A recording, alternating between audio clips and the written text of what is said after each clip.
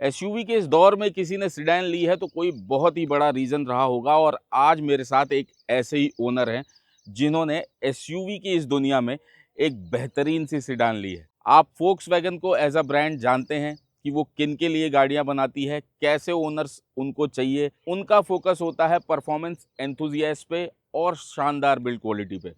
तो आज एक ऐसे ही ओनर मेरे साथ हैं। उनकी गाड़ी फोक्सवैगन वर्टुस जो कि टॉप लाइन है, इसका टॉप वेरिएंट है, इसके बारे में आज हम बात करने वाले हैं।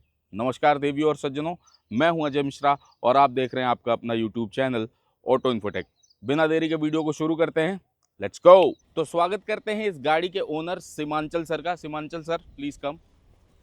Thank you for coming to Auto Infotech. देखिए, बिना समय गवाए शुरू करते हैं एकदम शुरू से। तो आपने ये कब ली, कितने की ली, सबसे पहले तो जनता वो जानना चाहेगी। सर ये मैंने इसी साल ली है मई में। जी और ये गाड़ी मुझे पड़ी 18.3 लैक्स की। जी। टॉप मॉडल है 1 लीटर इंजन के साथ। तो सर जैसे आपने ये सेडान ली है तो एसयूवीज में तो वेटिंग बहुत ज़्यादा है, ठीक है, तो ऐसा कुछ इसमें भी आपको मिला या ये तुरंत ही मिल गई, ऐसा कुछ? इसमें जो इसका 1.5 लीटर है उसमें थोड़े वेटिंग है, जी। बट 1 मंथ के अंदर मिल जाती है आपको ये गाड़ी। अच्छा। और ये जो 1 लीटर मॉडल जो मैंने ली है इसमें ये मुझे 1 वीक में मिल गई थी, इसमें कोई इशू नहीं है। तो ये तो जैसे एकदम टॉप एंड वेरिएंट है, तो इसमें कोई एक्सेसरीज वगैरह भी कंपनी आपको फोर्स करा नहीं होगा उन्होंने कि लगवा लो, या कुछ कुछ ऐसा फोर्स किया था? डीलरशिप ने ऑप्शन दिया था एक्सेसरीज का, अराउंड 11,000 का इसके एक्सेसरीज आता है। जी। बट वो कोई ऑप्शनल था, वो कोई फोर्स नहीं था। अच्छा, तो वो मतलब आप चाहो तो लो ना लो। एक चीज़ बताऊँ यार, जो एकदम टॉप एंड वेरिएंट ले रहा है ना, वो एक्सेसरीज का ज़्यादा शौकीन है भी नहीं मेरे हिसाब से, इसीलिए वो टॉप एंड लेता है। उसको अपनी गाड़ी के साथ ना ज़्यादा छेड़छाड़ चाहिए भी नहीं। मैं सर ये जानना चाहूँगा कि जैसे दौर है एसयूवीज़ का, मैंने ये इंट्रो में भी बोला है, हर कोई है ना, मैं कहूँ तो 90% लोग जो है एसयूवीज़ ही ले रहे हैं अगर वो अपग्रेड कर रहे हैं तो मतलब इसके पहले आप क्या चलाते थे और आपने फिर सीडैन क्यों ली, मैं वो जानना चाहूँगा। पहले मैं स्विफ्ट ओन करता था, जी जो कि मोस्टली मेरा ड्राइविंग होता है बम्पर टू बम्पर, और ओकेशनल मैं आउट स्टेशन ट्रिप्स करता हूँ। जी। मतलब हर कोई अभी हर्ड मेंटेलिटी चल रही है कि एसयूवी लेने जाते हैं, तो मेरा जी। भी इनिशियली मैं एसयूवी लेने के लिए ही देख रहा था। जी। तो मैंने काफ़ी ऑप्शंस एक्सप्लोर किए, नेक्सॉन, क्रेटा इनिशियली, और एक्सयूवी जो 700 है न्यू जी। लॉन्च हुआ था। जी। तो पहले मैं वही गाड़ियाँ देख रहा था। जी। बट उसके बाद इन्होंने फॉक्सवैगन, स्लाविया में मेरा इतना इंटरेस्ट नहीं था पर्सनली, बट जब फॉक्सवैगन ने वर्टस निकाली और इसका मैंने ओवरऑल पैकेज देखा कि इसमें एसयूवी के फीचर्स भी, ग्राउंड क्लियरेंस भी मतलब नॉमिनल मिल रहा है। बिल्कुल। फिर एसयूवी के सारे फीचर्स, स्पेस, बूट स्पेस, सब कुछ अच्छा मिला। तो मैंने बोला एक बार ट्राई करते हैं, बिल्कुल। सिडान शायद अच्छा लग जाए मुझे। बिल्कुल। तो मैंने फिर इसको फॉक्सवैगन के शोरूम में जाके इसको टेस्ट ड्राइव किया, और इसको टेस्ट ड्राइव करने के बाद फिर मेरा एसयूवी से पूरा मन हट गया। मतलब मैंने सोचा भी नहीं फिर एसयूवी के बारे में। मैं आपको एक चीज़ बता देता हूँ, अगर आप एक प्रॉपर एंथुजियास्ट है ना, जिसको मतलब सिर्फ ये है कि जी मुझे एक कार चाहिए जो मेरी हर नीड को पूरा कर दे और उसमें कोई कॉम्प्रोमाइज़ेस मुझे ना करने पड़े, तो शायद आपको ये जो सीडैन है या फिर स्कोडा की स्लाविया भी कहूँ, ये आपके लगभग हर चीज़ को पूरा कर देगी। सर तो जैसे फोक्सवैगन में तो टाइगुन भी आती, तो आपने टाइगुन नहीं देखी? वो भी तो एसयूवी है, मतलब उसमें क्या दिक्कत नहीं, थी? उसके बाद जब मैंने सिडान ड्राइव किया, हम्म। तो उसका जो एरोडायनेमिक्स है, उसका जो मतलब हाई स्पीड में स्टेबिलिटी है, बिल्कुल। उसका कोई मुकाबला नहीं है। मुकाबला नहीं तो है। मैंने मतलब एसयूवी पूरा निकाल ही दिया माइंड खत्म ही से। कर दिया। फिर मैं सिडान देखने लगा। जी। तो मैंने होंडा सिटी देखी, इसको देखा। सिडान वैसे भी अभी कम बचे हैं जी। इंडिया में, मार्केट कम है, तो होंडा सिटी और ये बच गया। स्लाविया मैंने देखी नहीं, क्योंकि स्लाविया और वर्टिस ऑलमोस्ट सेम ही है, सिमिलर ही है, मतलब और मुझे सेम ही। फॉक्सवैगन ज़्यादा पसंद है कंपेयर टू स्कोडा। ओके। तो सर सिटी में क्या दिक्कत लगी? मतलब होंडा सिटी तो जैसे बोला जाता है कि किंग ऑफ द सेगमेंट है, तो आपको क्या लग रहा है वो बैज लूज कर रही है, ऐसा कुछ? होंडा सिटी मैंने टेस्ट ड्राइव लिया बैक टू बैक, इसको होंडा सिटी को काफ़ी बार मैंने back to back test drives लिए, क्योंकि होंडा सिटी ने अपना नाम बनाया हुआ है अपना ऑलरेडी, मतलब 15-20 साल से वो है, रिलायबल है। बट उसको टेस्ट ड्राइव करने के बाद वो जो मॉडर्न फील होता है ना, वो मुझे नहीं मिला। बिल्कुल। मतलब उसके कैबिन में अगर आप पुश करोगे तो उसके कैबिन में नॉइस आती थी, जी। इंजन की आवाज़ आती थी। और उसके बाद उसमें वो एंथुसियाज्म, उसका जो साउंड सिस्टम है वो उन्होंने अपग्रेड नहीं किया हुआ है। बिल्कुल। ऐसा लगता है वो 5 साल पुरानी किसी गाड़ी में आप साउंड सुन रहे हो, और मुझे बाहर से कुछ कराना नहीं था। तो ये पूरा कंप्लीट पैकेज मुझे मिल गया ऑल इन ऑल। जी। तो वैसे तो सर आपने बाइंग एक्सपीरियंस के बारे में बता ही दिया है कि आपको मतलब 1 महीने के अंदर गाड़ी मिल ही जाती है। कुछ मतलब ऐसा तो नहीं हुआ कि उसमें भी कुछ गड़बड़ हो गई या लास्ट मोमेंट पे कुछ हिकअप्स थे, ऐसा कुछ तो नहीं था? नहीं, बाइंग एक्सपीरियंस मेरा बहुत सीमलेस था जी। डीलरशिप के साथ। वो कंटिन्यूसली मतलब ज़्यादा फॉलोअप भी नहीं करना पड़ा। वो जी। एक ग्रुप बना के आपको कंटिन्यूसली अपडेट कर देते कि आपकी गाड़ी किस स्टेज पे है, कहाँ पे है। तो वो काफ़ी सीमलेस था, उसमें कोई इशू नहीं आया मुझे डीलरशिप की तरफ से। एक्सयूवी 3XO के एक ओनर थे मेरे दोस्त मुकेश, उनको ये दिक्कत आई थी, उनको बहुत ज़्यादा है ना इधर-उधर पूछना पड़ा था। तो आप चाहें तो फोक्सवैगन से सीख सकते हैं ये चीज़ें कि आपके कस्टमर को है ना ज़्यादा अपडेट्स लेने के लिए बार-बार किसी को फ़ोन ना करना पड़े। सर ये तो बहुत ही मतलब मज़ेदार बात बताई आपने। क्योंकि पता है लोगों को पता ही नहीं होता कि मेरी गाड़ी है कहाँ पे, कहाँ है, क्या हो रहा है उसके साथ, कुछ नहीं पता होता। लेकिन अगर ऐसे अपडेट्स मिलेंगे तो ये बहुत अच्छी बात है। सर सबसे ज़्यादा जो लोग दिमाग में एक चीज़ लेके चलते हैं वो होती है माइलेज गाड़ी की। तो मैं आपने इससे अगर कभी कोई लॉन्ग ट्रिप्स करी हो, एक तो ये है कि आपने कितनी चला दी, फिर लॉन्ग ट्रिप्स कितनी करी है, अगर करी है तो कितनी माइलेज दी है? और आप जैसे गुरुग्राम जैसे शहर में रह रहे हैं, तो वहाँ क्या माइलेज रहती है उसके बारे में? इसको मैंने अभी तक 3 महीने के करीब मैंने ऑलमोस्ट 10,000 किलोमीटर चला लिया। जी। इसमें मैंने लॉन्ग ट्रिप्स किए हुए हैं। जयपुर का, फिर भुवनेश्वर गया था मैं, जो 1800 किलोमीटर है यहाँ से। जी। भुवनेश्वर का रिटर्न ट्रिप किया। भुवनेश्वर के अंदर उड़ीसा में भी काफ़ी अंदर काफ़ी घूमा मैं। जी। हिल्स भी की है मैंने। जी। तो जो मुझे हाईवे पे इसका माइलेज मिला है वो अराउंड 17 to 18 है, जी। जो कंपनी भी क्लेम करती है अराउंड 19-18 के करीब। जी। और अगर एक्सट्रीम बम्पर टू बम्पर अगर ट्रैफिक होगा, जो मैं डेली ऑफिस में जाता हूँ, जी। तो अराउंड 9 का एवरेज है इसका। 9 का एवरेज है। देखिए बम्पर टू बम्पर ट्रैफिक में मेरा मतलब है कि सर का मतलब है एकदम सर चिपक-चिपक के ही चल रहे हैं आप एकदम, है ना? आपको, आपके पास ऑप्शन नहीं है, आप स्पीड ही नहीं कर सकते, तो तो उस भैया टाइप की ट्रैफिक ये है। तो फिर कोई भी गाड़ी आप लोगे ना तो लगभग 9, 10, 12, 15 बहुत छोटे इंजन की गाड़ी है तो हो सकता है थोड़ा आपको ज़्यादा माइलेज दे दे, लेकिन लगभग इतनी ही रहती है। और जैसे इसका म्यूज़िक आप बता रहे थे कि होंडा सिटी का उतना मज़ेदार नहीं था, जी। इसका आपको मतलब कैसा लगा है मुझे? इसमें अभी कंपनी ने एक और ऑप्शन इंट्रोड्यूस किया है वूफर का। जी। बट अगर आप इसको बिना वूफर के भी सुनोगे तो आपको लगेगा नहीं कि आपको वूफर की ज़रूरत भी है। जी। इसका म्यूज़िक क्लैरिटी, ओवरऑल जो पंच है वो पूरा मतलब शानदार है। बहुत ही अच्छा है। एक डीलरशिप का क्योंकि आपने पूछा, तो मैं होंडा वर्सेस फॉक्सवैगन के डीलरशिप में मैंने एक्सपीरियंस किया। एक्चुअली होंडा वालों को कुछ पड़ी ही नहीं है, मतलब कस्टमर्स की। जी। उनके पास ना नॉलेज बेस है, जी। ना अपनी गाड़ियों को वो समझा पाते हैं। जैसे होंडा सिटी के बारे में मैंने क्वेश्चंस पूछे, वो पूरा ब्लैंक थे।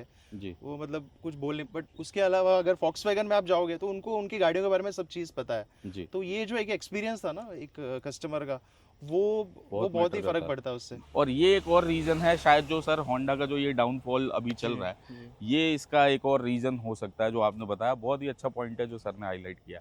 सर तो जैसे आपने सीडैन ली तो आपको लगा कि एसयूवी से जो अगर मैं कंपेयर करूं तो आपको कुछ कॉम्प्रोमाइज़ेस वगैरह करने पड़े ऐसा कुछ? मुझे एक्चुअली कोई कॉम्प्रोमाइज़ नहीं लगा। इनफैक्ट जब एसयूवी मैंने टेस्ट ड्राइव्स भी लिए, और जब मैं एसयूवी चलाता हूँ जी। तो मुझे वो ड्राइवर वाली फीलिंग आती है कि जी। मैं किसी को लेके बस अपना काम कर रहा हूँ। जी। बट जब ये गाड़ी में चलाता हूँ तो वो जी। एंथुसियाज्म आता है जी। कि चलो अभी मतलब कुछ मज़ा हाँ, आता है कुछ चलाने मज़ा में। है, बिल्कुल। हाँ। देखिए, सीधी-सी बात है, आप इसको है ना और टाइगुन को एक साथ भगा के देख लो सेम इंजन को, आपको पता चल जाएगा परफॉर्मेंस में कितना अंतर है दोनों। ऐसा नहीं कि इसकी बहुत ज़्यादा तारीफ़ कर रहा हूँ और टाइगुन खराब है मेरे लिए, लेकिन सेडान का जो एयरोडायनामिक्स है, सर ने शुरू में ही बोला, वो एक अलग लेवल का होता है यार, तो उसकी वजह से ना गाड़ी का फ़ील-वील भी अलग आता है। एक चीज़ आपको बता देता हूँ, जो गाड़ी के सेलिएंट फीचर्स वगैरह हैं, जब ओनर से बात हो रही होती है, तो हर चीज़ मैं आपको दिखा पाऊँ या इसका वॉक अराउंड ले पाऊँ, ये कर पाना मुश्किल होता है। तो अपन है ना वीडियो के बीच-बीच में ही आपके लिए जो इसके सेलिएंट फीचर्स हैं वो डालते रहेंगे। सर सेफ्टी, तो आपने सेफ्टी को भी ध्यान में रखा था जब आप इस गाड़ी को ले रहे थे? क्योंकि ये तो ज़बरदस्त है, 5 स्टार एनकैप ये वो, तो वो चीज़ थी आपके? सेफ्टी तो मैंने फर्स्ट प्रायोरिटी रखा था, क्योंकि जी। मेरी जो भी नेक्स्ट गाड़ी होगी, क्योंकि मैं अभी ट्रिप्स ज़्यादा करूँगा आउट जी। स्टेशंस। जी। तो मेरा फर्स्ट क्राइटेरिया था सेफ्टी। तो जी। सेफ्टी में इसमें कोई कॉम्प्रोमाइज़ नहीं था। 5 जी। स्टार चाइल्ड और एडल्ट दोनों के लिए 5 स्टार है ये। जी। और जो सेफ्टी के फीचर्स है ना, वो अगर आप नॉलेज के लिए अगर आप पढ़ोगे इसमें क्या क्या फीचर्स दिए हुए हैं जी। वर्सेस बाकी गाड़ियों में जो मिलता है, तो आपको पता चलेगा कि इलेक्ट्रॉनिक स्टेबिलिटी हो गया, ब्रेक्स असिस्ट हो गए, सारे फीचर्स इसमें बिल्कुल, बिल्कुल। फ्रॉम बेस मॉडल प्रोवाइड करता है फॉक्सवैगन। जी। और 6 एयरबैग भी हैं इसमें 6 तो। एयरबैग भी है। अब बाकी की बातें जो है गाड़ी के अंदर बैठ के करेंगे, गाड़ी को चलाते-चलाते करेंगे। गाड़ी में क्या पॉजिटिव्स हैं, क्या नेगेटिव्स हैं, वो भी जानना तो आप लोगों के लिए ज़रूरी है। तो चलिए गाड़ी के अंदर चलते हैं और वहाँ बात करते हैं सर से। डोर थर्ड आपको एक बार सुना देता हूँ, बिल्ड क्वालिटी पता चल जाएगी आपको। अब चलते हैं। गाड़ी को ड्राइव करते हैं एक बार। अब अगर स्पेसिफिकेशंस की बात करूं तो ये 3 सिलेंडर TSI इंजन है, इसमें टॉर्क कन्वर्टर है गियर बॉक्स में, ऑटोमेटिक गाड़ी है ये, और ये 114 bhp पावर 178 न्यूटन मीटर का टॉर्क देता है। अब इसको हम एक बार चला के देखते हैं कि फील कैसा है, और सर से साथ साथ बात भी करते रहेंगे। तो जब आपने ये गाड़ी ली तो आपने जैसे बताया कि 10,000 किलोमीटर लगभग आपने ये चला दी है, तो आपको इसके पॉजिटिव्स क्या लगे? मतलब कि यार ये चीज़ें तो मैंने कभी एक्सपेक्ट ही नहीं की थी और ये चीज़ें हो गई इसमें। इसका मेन पॉजिटिव इसका ड्राइवेबिलिटी है। जी जो एरोडायनेमिक्स आपको चाहिए, जो स्टेबिलिटी आपको हाईवे पे चाहिए, जी वो इसमें मिलती है, जो कहीं ना कहीं किसी एसयूवी में नहीं मिली मुझे टेस्ट ड्राइव करते वक्त। और दूसरा है इसका बिल्ड क्वालिटी, जो जी। फॉक्सवैगन का बिल्ड क्वालिटी है वो तो बेस्ट है ही। बेस्ट है ही, बिल्कुल। और अगर मैं बात करूं कि इस गाड़ी में आपको, मतलब जैसे आपने तो बताया कि आपने SUV छोड़ के सेडान ली है, तो शायद ही कोई नेगेटिव आपको लगा हो, बट अगर कोई नेगेटिव आपको लगा हो कि यार ये चीज़ शायद और होती तो मज़ा आ जाता। देखिए, कोई भी गाड़ी परफेक्ट तो नहीं होती, बिल्कुल मतलब सर, कुछ नेगेटिव्स तो होते हैं, बिल्कुल। बट वो मैं बोलूँगा कि मतलब वो ऐसे नेगेटिव्स नहीं है जो डील ब्रेकर हो। बिल्कुल मतलब जैसे इन्होंने जो प्लास्टिक की क्वालिटीज़ है, जैसा जी। पोलो में आती थी, जी, तो उस लेवल का क्वालिटी इसमें नहीं है। नहीं है सर। वो मैं बिल्ड क्वालिटी में कंसिडर नहीं करूँगा, क्योंकि वो मतलब यूजेबिलिटी पर्सपेक्टिव से है। वो तो फिट फिनिश हो गया एक फिट तरह एंड से फिनिश देखा हो जाए। गया। अब जो मैं अपनी तरफ से बताऊं, जब मैं वीडियो शूट कर रहा था इसके बी रोल्स वगैरह, उसमें जो मुझे कमियां लगी, जैसे सर 18 साढ़े 18 लाख की गाड़ी है, तो इसमें एरो ट्विन वाइपर्स होते, जब इतना खर्चा हो ही गया था मालिक, तो एरो ट्विन वाइपर्स होते तो ज़्यादा सही होता मुझे लगता है। और एक चीज़ जो सर मुझे लगी वो है कि ये जो सनशेड्स हैं, इसमें मतलब इल्यूमिनेशन दिया जा सकता था, लेकिन वैसे जैसे आपने बोला कि ये कोई डील ब्रेकर नहीं है। हाँ, मतलब इल्यूमिनेशन, अब जैसे यहाँ पे इल्यूमिनेशन भी नहीं है, तो ये चीज़ की जा सकती थी, बट ये कोई इतना बड़ा फैक्टर नहीं है कि आप लोग इसके लिए इस गाड़ी को इग्नोर कर दें। इस गाड़ी में आपको हर वो चीज़ मिलती है, क्रूज कंट्रोल है, या फिर जो भी आप कहेंगे ना, यू नेम इट, वो है। जैसे रेन सेंसिंग वाइपर्स हैं, ऑटोमेटिक हेडलैम्प हैं, ये सारी चीज़ें आपको इस गाड़ी में मिलती हैं। अगर आपको परफॉर्मेंस और माइलेज का एक मिक्सचर चाहिए और आप गाड़ी ढूंढ रहे हैं ना, आप सच में इस गाड़ी को लीजिए, आपको ये मज़ा देने वाली है। अभी मैं इसको चला रहा हूँ जो, तो एक बार देखते हैं कितने RPM के बाद इसका जो टर्बो है वो किक इन होता है, वो देखते हैं एक बार। ओके, 2000 RPM जैसे ही आप टच करोगे ना, ये आपको बता देगी कि मैं एक टर्बोचार्ज्ड गाड़ी हूँ और मुझे है ना जितना भगाना है उतना भगा लो। लेकिन फिर उस केस में ना आपकी माइलेज जो है वो थोड़ी आपको देखने को मिलेगी कि ड्रॉप हो रही है, तो वो चीज़ आपको ज़रूर ध्यान रखनी है।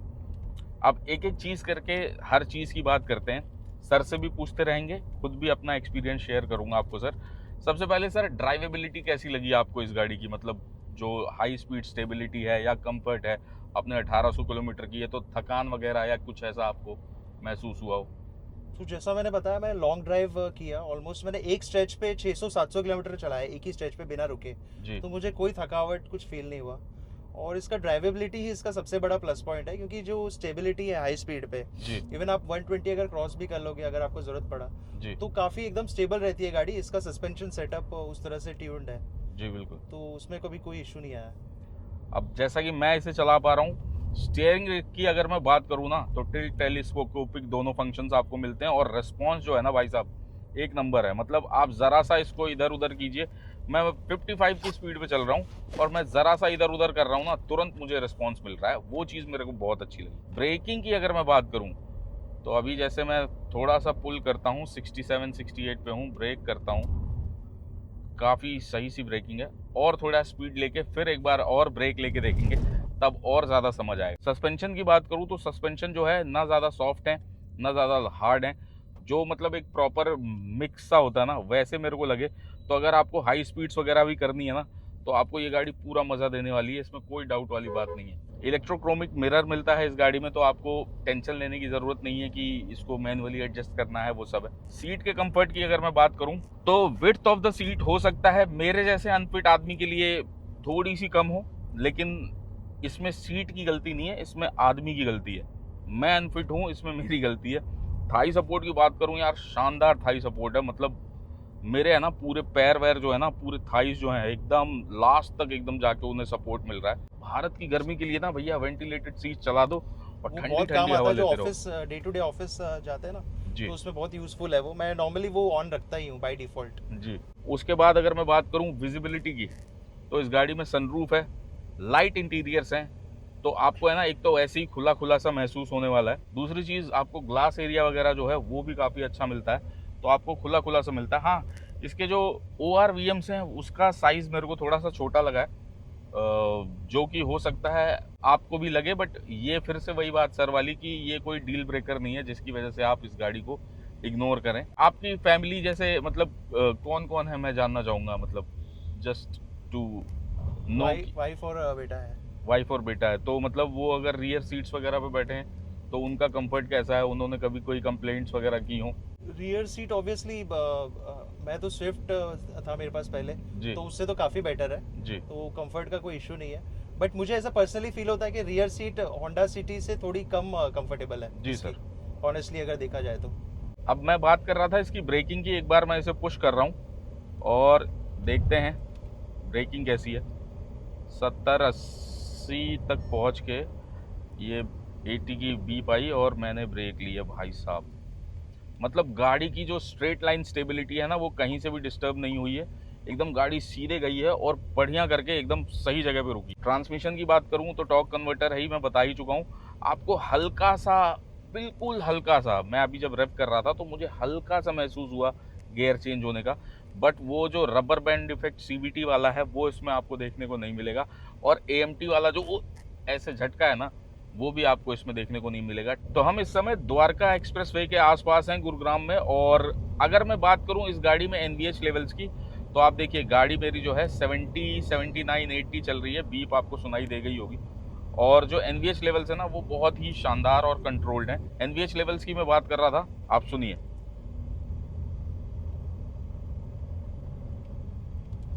मतलब सर जो कह रहे थे ना कि वो इंजन की आवाज़ सीप इन कर रही थी होंडा सिटी में, वो यार मुझे यहाँ पे तो नहीं लगी। रोड नॉइज़ हल्की फुल्की एविडेंट है, और वो किसी भी गाड़ी में होगी भैया, उसके लिए फिर आपको है ना रोल्स रॉयस ही लेनी पड़ेगी, तब जाके आपका जो वो रोड नॉइज़ है, जब आप अच्छी स्पीड्स पे चलते हैं तभी वो ख़त्म हो पाएगी, नहीं तो नहीं हो सकती यार। अब आप सामने की कंडीशंस देख लीजिए, मैं इसको एक बार 0 to 100 टेस्ट करने वाला हूँ। इसको एक बार अब अपन रेप करेंगे, 0 to 100 देखते हैं कितनी जल्दी करती है। खाली रोड है, आप लोगों को ऐसा करने की ज़रूरत नहीं है हर जगह, लेकिन आप देखिए एक बार। –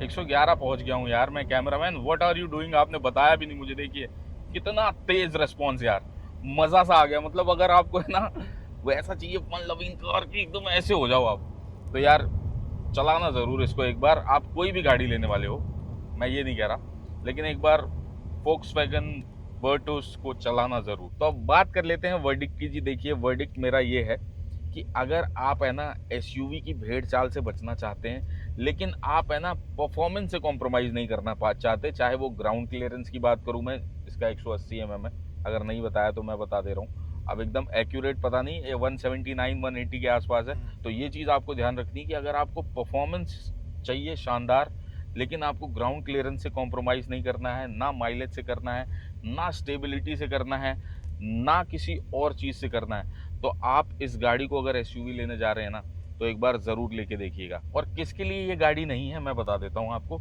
अगर आप एकदम डाई हार्ड SUV फैन हो ना, तो ये गाड़ी आपके लिए।